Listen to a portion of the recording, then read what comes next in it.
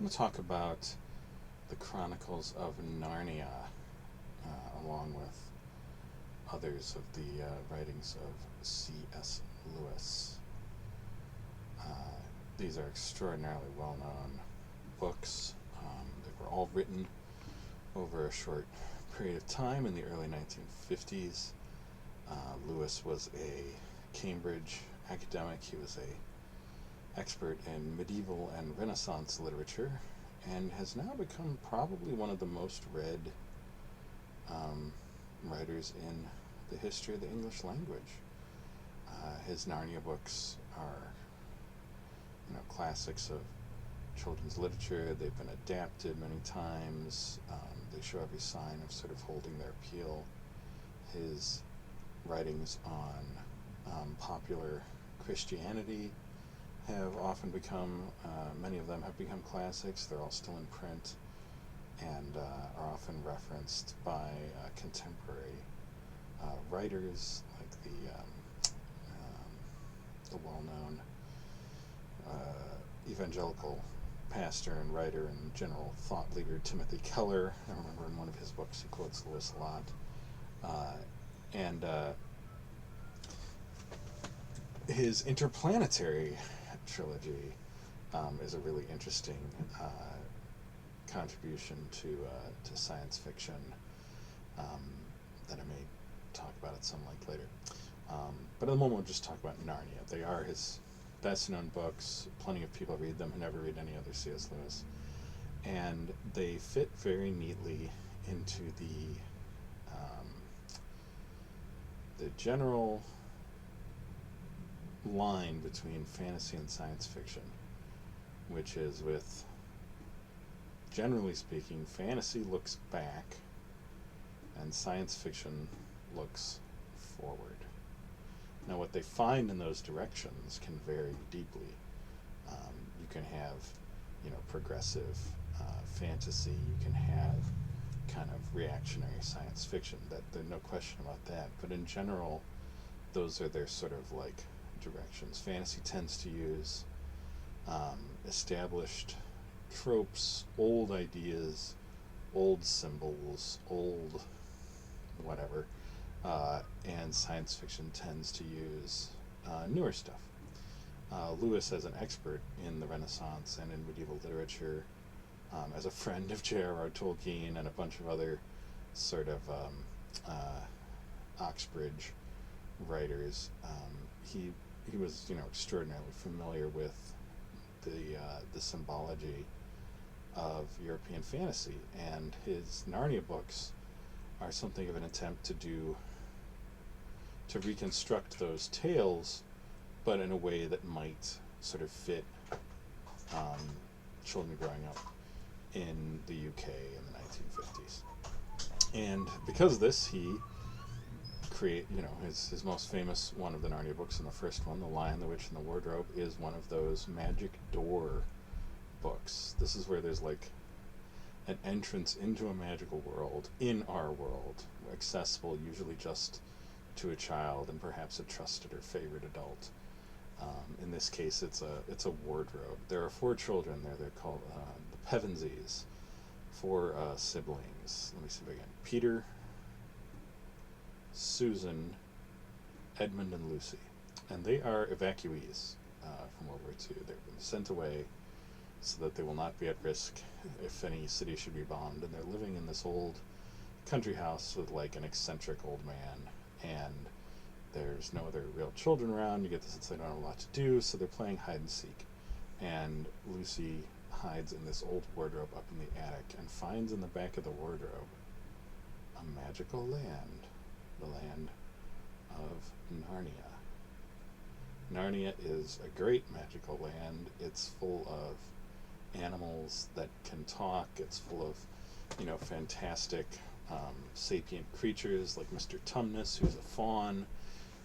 If it's in the general history of European fantasy literature, it's somewhere there in Narnia. There's giants, there's Father Christmas, there's witches, there's wizards, there's, everything, and the kitchen sink is in Narnia.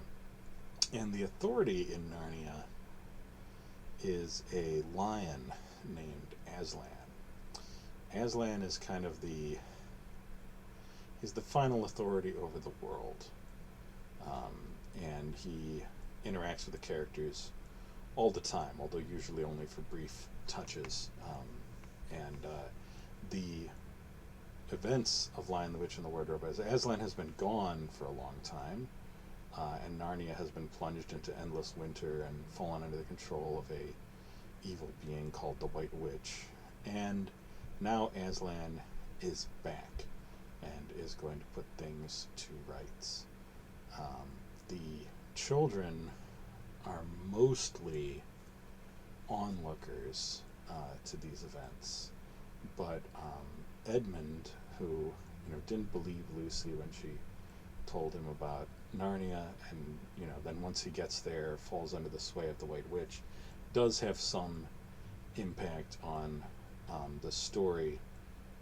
For his sake, Aslan, I suppose spoilers if anyone hasn't read this book, Aslan will sacrifice himself to save Edmund,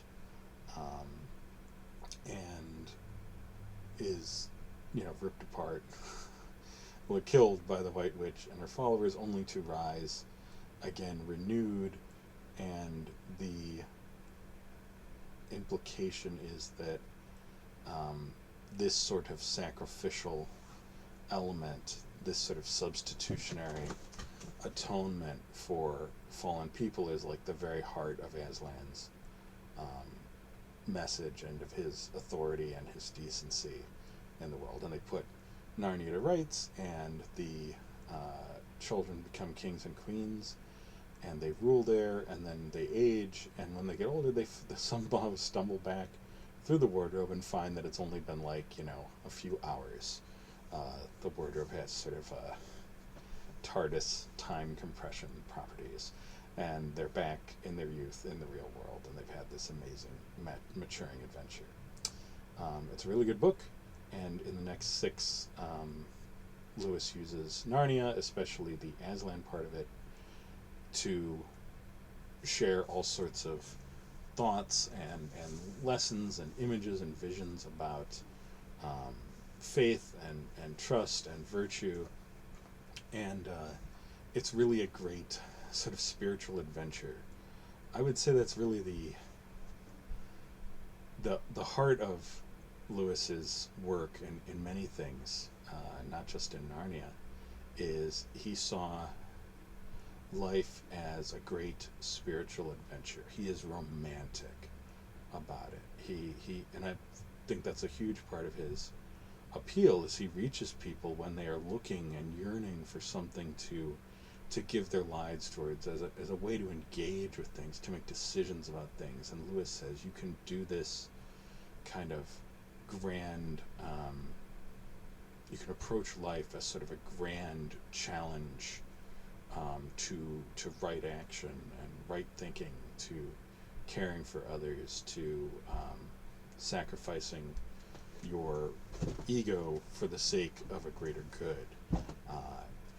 And it's compelling. It reached me, not just in Narnia, but in others of his books, especially the Screwtape Letters, which had such a fun structure that when I tend to reread, even though I've now come to, diverge from Lewis in many ways, which we'll talk about. But effusive. His prose is effusive. Narnia is so full of stuff. These are like 7 short books, but there's so much going on, and there's so many hooks and so many joys. Lewis is definitely of the throw a lot of stuff into your books, and in my opinion, the second book, Prince Caspian, some of the children return to Narnia, and they find that there's been this palace coup, and the wrong people are in control, and the animals are banned from speech, and everything is going wrong, and they have to set everything to rights along with the real to-be king, Prince Caspian, and Aslan's involved, and there's just a lot going on in that book. And then the next one, The Voyage of the Dawn Treader, which in some ways to me is now the most magical and interesting of the books, is they go on this quest. Prince Caspian is now the king and has decided to see what lies over the Western Sea, and they go on this long kind of beautiful allegorical voyage from island to island over the sea into unknown waters that, has huge parallels in medieval Renaissance fiction, especially, explorers' tales, when going out on the ocean at all was considered, like just staggeringly risky and dangerous, and who knows what might be out there. And so each island, they meet a different kind of fabulous story, or they learn a different kind of parable or a different kind of lesson. And each island, kind of like in the Odyssey or any of these great oceanic tales, takes on this kind of metaphorical striving and reaching. And I just remember passages of the book being written so lovely. That was my favorite. And now we're still only 3 books in, and then there's the Silver Chair, another quest for the true king. There's The Horse and His Boy, which is about a slave in another land who wants to go to Narnia along with a talking horse that he's become friends of. These are The Horse and His Boy, and they've heard, it's like an escape into Narnia from a worse land, which I think is called Calormene. It's been a while. It's just a detail, but it's like, what I hear, there's this place called Narnia where beasts that speak are not punished and all live on equality. So it's lovely because it's like the escape to freedom tale.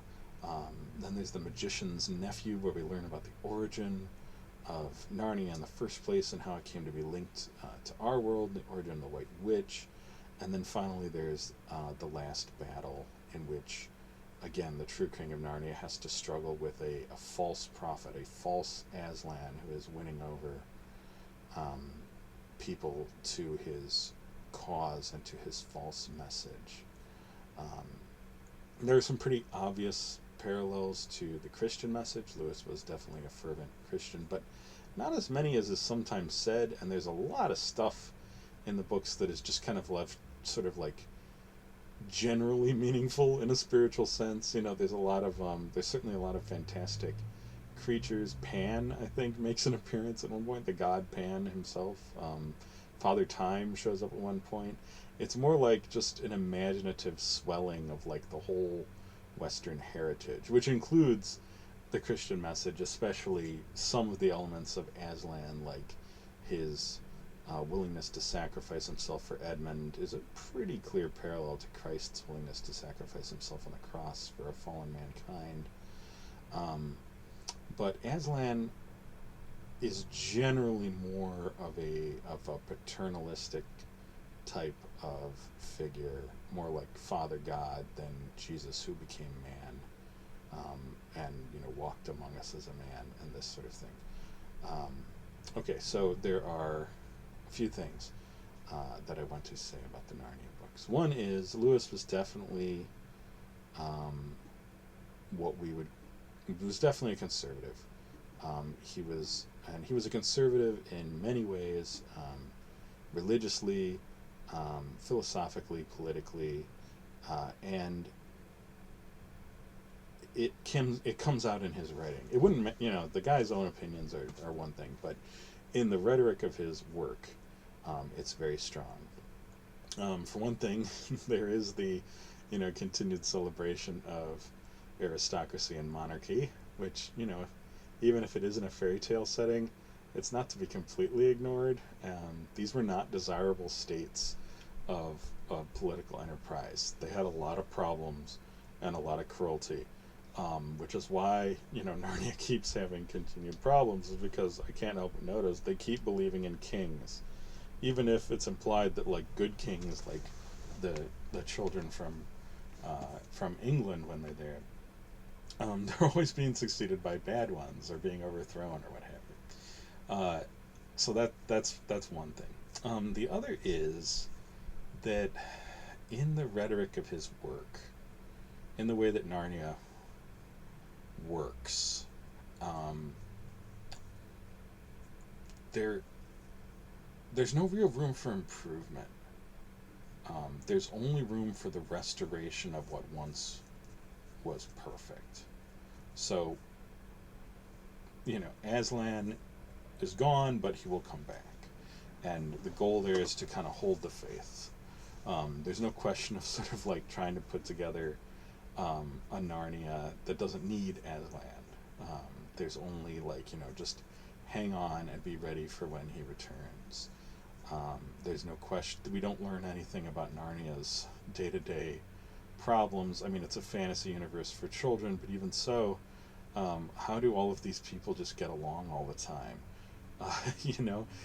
Their shared faith in Aslan probably has something to do with it, but it it's sort of implied that um, faith is really all that matters. And that's to me, a very conservative position. Two there are two poles. One is that the world is what it is and must be endured in order to get to something else. And the other is that the world is changeable and can be made into something new and better. Lewis, in Screwtape Letters, explicitly says that the latter point of view, that the world can be improved, is a error that people are led into by demons. He explicitly rejects utopian thinking. He explicitly rejects world improvement. In the Screwtape Letters in particular, which is very closely concerned with simply the progress of a single person and how they can sort of make their way spiritually in the world, it's very clear that all that you're expected to control is yourself and to negotiate fixed points in a world whose rules have already been set up and laid down. And you're not allowed to shake them up. You're not allowed to change the rules of a unfair game. That is explicitly labeled a major spiritual error and a major temptation from a devil. It's kind of like that in Narnia. The children who arrive in Narnia, once they've achieved their position of being sort of a friend of Narnia and a king and a queen, they experience it as a series of personal challenges.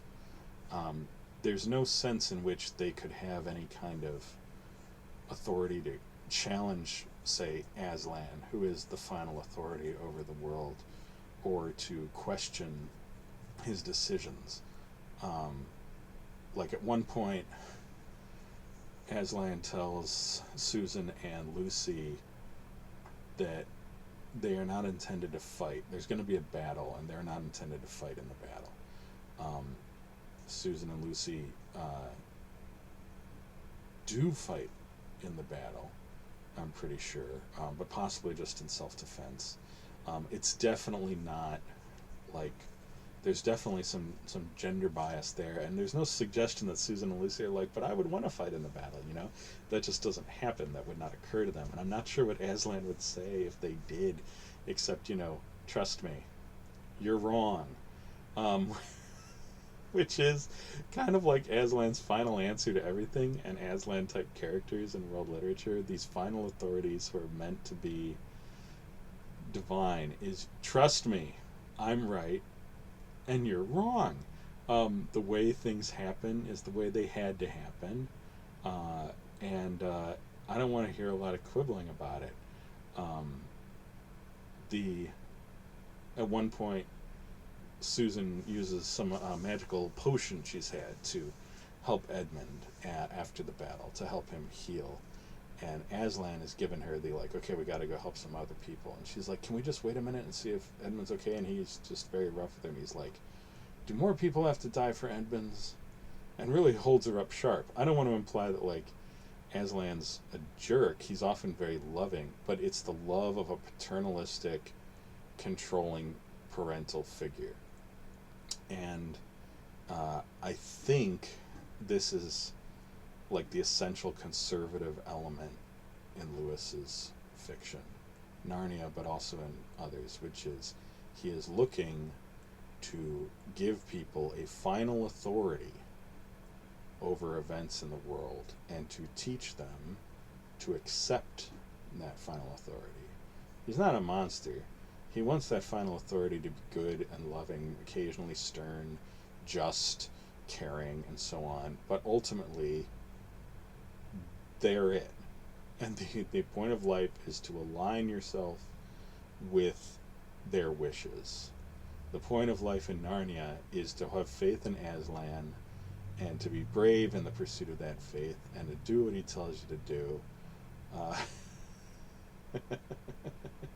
I'm making this sound kind of mean, but it's there. It's there in the book. Like he wants people to accustom themselves to the idea that this is a great honor, and that this is a joy to like serve Aslan in this way. And I'm not. I guess it is. Aslan's a pretty okay guy, but he's got his problems. He's gender biased, for one thing, to say the least, and he's a little. We never get to hear what he thinks about other things. We never get to hear why he allows there to be evil lands. Does he care more about Narnia than these other places? Calormen, like in The Horse and His Boy, if that's the name of the land, I think it is. Calormen is a slave society. These people, it's large, these people are important, and it's nice that they have a runaway to Narnia kind of deal, and it's nice that Narnia is able to preserve its independence. But what about Calormen? Does Aslan just not give a crap? If he's is it part of his plan, quote unquote? I sometimes feel when I'm dealing with conservative rhetoric, religious, political, what have you, in fiction or nonfiction, is that at a certain point you get to the because that's just how it is, dummy, attitude, which anyway, because I grew up reading the Bible instead of listening to sermons in church. I associate with the Book of Job. At the end of Book of Job, Job's friends have failed to comfort him or to bring him back in a line or restore his faith in God after all his misfortunes. Lewis might, would be one of Job's friends, who's just the way he's trying to accustom the children in his fiction to rely on Aslan and have faith in Aslan and not worry about a lot of stuff, to just kind of do what they're told. Job's friends are also like, hey, you must have done some bad stuff, or your misfortunes make sense, but trust in God. And Job is like, I don't, no, I can't, it's too much, I can't, what's the point? And then the Lord comes down and basically tells Job, where were you when I set the world into motion? You're just a skinny little ant to me, like I plumbed the depths, I built the hurricanes, I called the whirlwind, I forget, but that kind of stuff. And he doesn't really have an argument against Job based on shared principles or virtues. He can't tell him that these misfortunes are just. All he has is raw power. I am the powerful one in charge of everything. Accustom yourself to that. That's just how it is. Okay? Get used to it. You're wrong. You're working wrong. You're questioning stuff that's pointless to question. Get used to it. That's how it is. And Job does. And he gets a bunch of money back and stuff, and he ends with like his wealth renewed and this kind of thing. And it's like, frightening, to me anyway. This vision of life is about essentially passively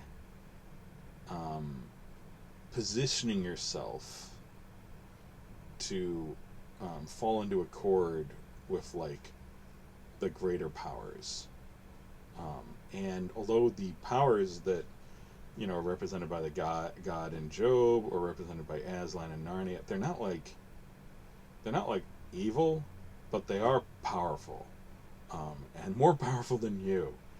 That's for sure. And there is no point in rebelling against them. Rebellion in Narnia is swiftly punished. It is always growing back, of course, usually in the form of some powerful woman, which gets into Lewis's problems with women in his fiction and nonfiction, which are many.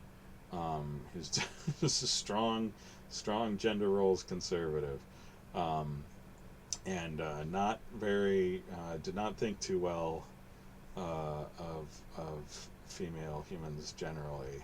whether young or old, in my opinion. Not as expressed in this fiction anyway. So, oh crap, what was it? So they're not bad, but the bigger point is they're powerful, and it's okay that they're powerful because they're if you can get yourself in order, nothing bad will happen to you because they love you. Aslan loves you. Just held faith in him and do what he says, and he'll take care of you. You got to be brave sometimes, and that's scary, and sometimes all seems lost, but he'll come through. This is like the essential lesson of faith that Lewis is trying to pass on, which is really the core of the Narnia books, as far as having a single theme. It's faith, holding on. It isn't always the kids from Britain who exemplify this, but sometimes it is. And there's a good moment in the Silver Chair. There's two moments, I guess, that I want to talk about further. There's a good moment in the Silver Chair. Two kids from our world. What are their names? Eustace and I think Jill. Anyway, they've come to Narnia. They're not part of the original group. They've come to Narnia, and they have been given a quest to find the lost prince, who's going to be a good king. He has a Narnian type name, Rillian, maybe. They're going to find this prince, and they've been given various signs to look for, and they eventually think they've found him, and he's like in the company of this enchantress, and this enchantress casts a spell that involves like burning this fire and like throwing things on it, and creates smoke, and the smoke sort of clouds their mind. And she's great. She's like the pure voice of skepticism. She's like, oh, so why are you here? And she just talks them to death with questions and gaslights them and undermines their memory using logic. And it's like, but there's no such thing as Aslan, dear. How could there be? It's so silly. It's a really fun scene, and it's a version of the battle between skepticism and faith at a level for a children's novel. And the children have a companion named Puddleglum, and he's a marsh wiggle. This is like silly, but whatever. Okay, so Puddleglum believes in Aslan. Puddleglum's working with them, and Puddleglum gives a little speech. He hangs on during the smoke. They're like losing their senses and their faith, and they're starting to agree with her, but he hangs on, and he gives a little speech about how maybe everything you're saying is true, but I just can't accept the world that you're describing, because the one where Aslan's real and where goodness and light are real and all this jazz is just so much better, and it really beats your version of the world. And then he stamps out the fire with his bare foot. He gets badly burned and all as a sign of his faith. And of course the spell lifts, and they find the prince, and everything turns out okay. It's a good version though, because he doesn't really have an argument, Puddleglum. It's just like, it's more beautiful this way. That's how I remember it anyway, if I'm incorrect. But he doesn't have a argument for the existence of Aslan, just the way that the faithful in God or market forces or whatever ultimately don't have definitive arguments for their causes, because it is that kind of step. It's that choice to enter into a firm reality, leaving the people who don't share that step behind. And so that step into the flame. Lewis is, he's a good dramatist, and his effusive imagination is great. There's a reason that his appeal is so strong for kids, especially kids around like the age of 12 or so. Is like he really comes through for you, with drama and cool ideas and neat scenes and so on. But at the end of the day, all I can say is like faith's more beautiful. The world with God, and where everything is lit up like a spiritual adventure, is just more lovely than a world that's just matter, that's just stuff, where human beings are just kind of like bags of meat led around the place by like brains that we don't fully understand quite how they work, but seem to be just another material mechanism, and where consciousness is just kind of like a fluke offshoot. He just rejects all that, and in others of his books he does too. He just can't get on board with materialism. It's too ugly. It's too sordid. It's too, not his bag. He wants like the world of like medieval and Renaissance literature where everything's lit up by this like oceanic faith and these lights of virtues and qualities shining out of things. One of his most famous stories, a little story, is about a boy who they give him an operation. He's been blind, and he gets an operation. He can see, and he's asking the people around him where the light is. They're like, "What do you mean?" He's like, "Well, all my life I've been hearing about the light. Where is it?" It's a really fun little parable story. And of course, he goes on to search for it. I won't spoil that one. It's good. It's a good short parable, and it kind of expresses Lewis's sense of life as this grand romantic spiritual adventure where you go looking for the light, find the actual light around you. Things are grander and more glorious and wonderful and beautiful than they seem, but all is guided by this paternalistic figure who has a deep personal interest in you and keeps you well in hand. There's a reason that his books line up kind of okay with American Christianity, and have held some popularity among them. Okay, and then there's one other bit I want to talk about. It's in the last book, The Last Battle. In the last battle, a false Aslan appears, and it's like a donkey wearing a lion skin, if memory serves, and they're leading a movement against the King of Narnia, who is holding faith, and it comes to like sort of a civil war, and there's this fight, and the friends of Narnia from Britain show up, most of them anyway, and they help the king, and then Aslan appears, and is going to put everything right? Normally that Aslan would appear and he would put stuff right, or he would say, "Good job, you guys held it together." But this time, it's the end. Aslan's like, "Nope, this has all gone too sour. This world is too corrupt. I can't save this. We're just gonna end it all." And he literally ends Narnia. Like, dragons emerge, the animals lose their power of speech and wander off, the stars fall from the sky. It's full on apocalypse, and then they go into the new Narnia, the truer Narnia, and in the truer Narnia, it is fairly clearly some form of afterlife, because there's a whole bunch of people there that the characters remember from other books who have died, and everything's wonderful. And there's this like phrase which was like, "High, onward and higher." Is that it? I don't know. It's something like that. People keep saying that. "Oh, further in and farther up." That's it. Okay. So it just takes a minute sometimes. Further in and farther up. And there's this endless, like, further in, farther up, and everything they go through is more and more wonderful. And it's a very brave attempt to try to actually show heaven, like an endless paradise. I mean, look, I wouldn't do this in a book. I would think that's crazy. But it's like that expanded version. Everything is better.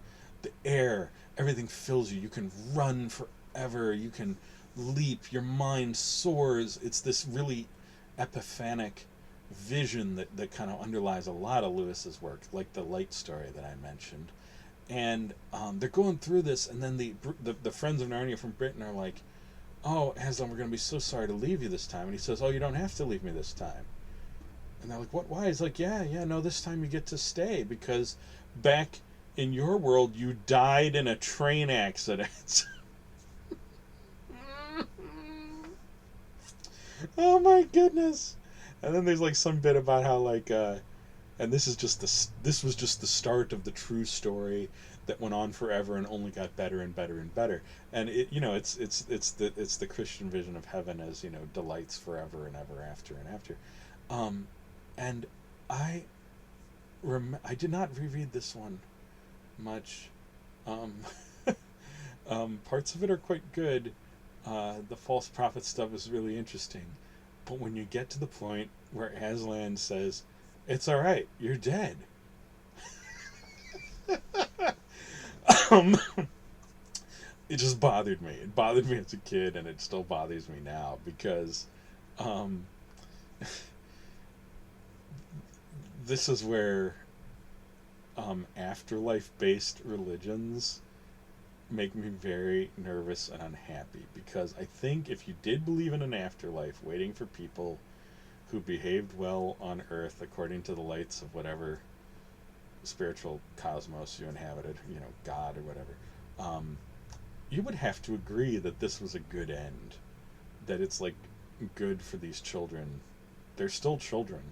I'm pretty sure it's good for these people to have died in a train accident, because now they get to go to heaven forever and ever and ever. And there's a real lesson there. There's a real gap there between people who see this world as sort of like a testing ground, or to use a term that Lewis once used, I think in Screwtape Letters, just raw material for the next world.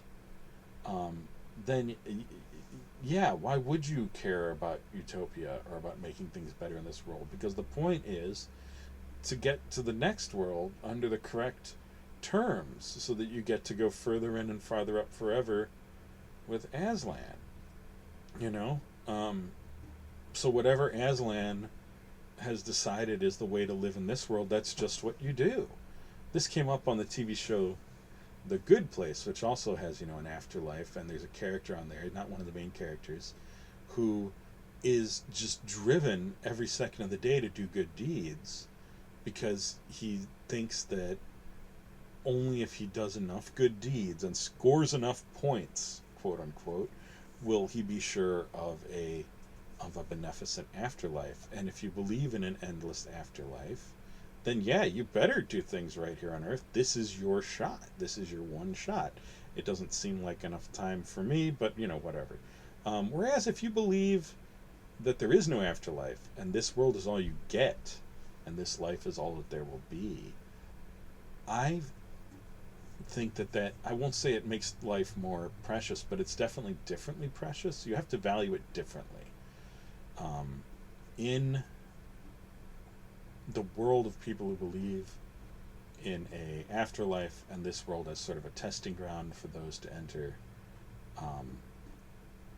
it makes sense to sacrifice a lot in this world for the sake of that other world that you're waiting to go to. It does. It makes a lot of sense. You might even sacrifice a lot of common pleasures, a lot of common ethical decencies that you could do, but that if you believe they are banned, then yeah, you would surrender them if you think that it's gonna get you into heaven. But if you don't believe in that kind of afterlife, or any kind of afterlife really, I think you have to value how we live in this world differently. You can't easily forgo an ethical decency that you could perform, or even just an everyday pleasure that you might enjoy, because then the chance will not return. Time's arrow pushes you forward, and there is no leveling up out of time into another world where all the decisions within time are just pretty much all directed upwards out of the world. There's only time's arrow. There's only the present pressing into the future. And it makes everything, I won't say sweeter or sadder, but differently sweet and differently sad. There is a different quality to life lived under those conditions than there is under one where, dying young in a train accident might be a good thing. But to Lewis's credit, these are the natural implications of his fiction and his nonfiction, and he presented it honestly. He didn't try to back away from it. He just had Aslan openly tell the kids, "You're dead now. You get to stay here." And this is presented as, sort of the natural, beneficent conclusion of a life well lived. In Screwtape Letters, which I may talk about more, as well as Lewis's Planetary Trilogy. Lewis Screwtape Letters is definitely his book that I I know the best because it's the most fun to read. There's the most jokes.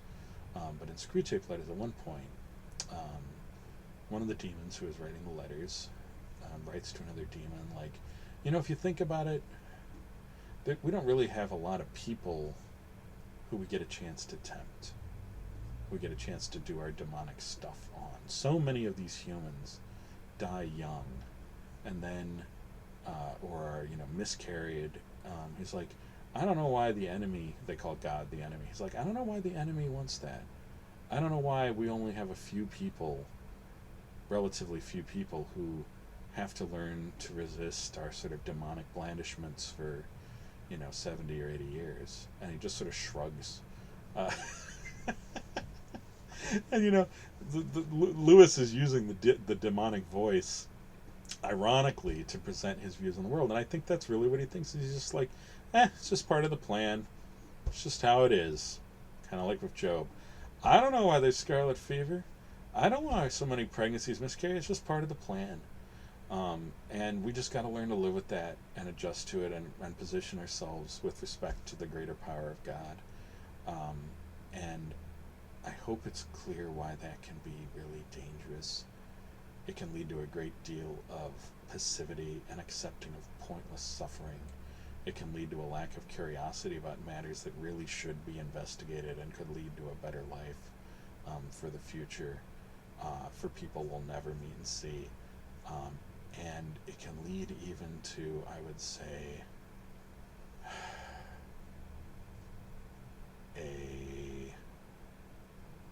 what's the good word for it? Not rejection. A submission to evil. A submission to evil. Because there's always the chance that the evil we're suffering under is actually part of such a divine plan, that it might actually be the way it's supposed to be. Maybe your baby was meant to choke to death. And I can't get behind a vision of the world that honestly would say to people suffering that this might all be on purpose, and that all they can really do about it is submit and adjust their expectations of life and look forward to the better world to come.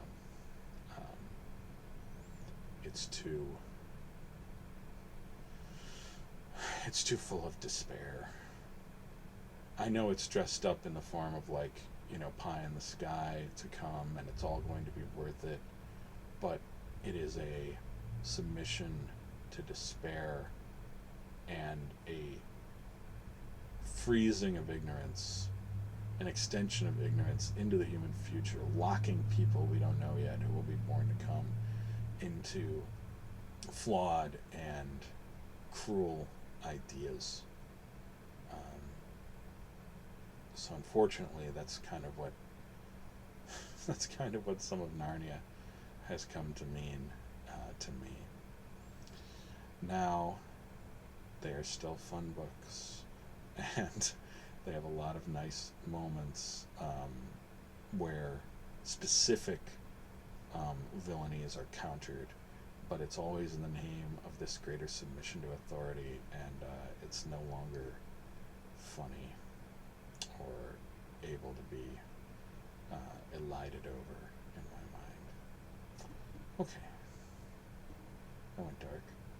We'll talk about Screwtape Letters and the Planetary Trilogy shortly.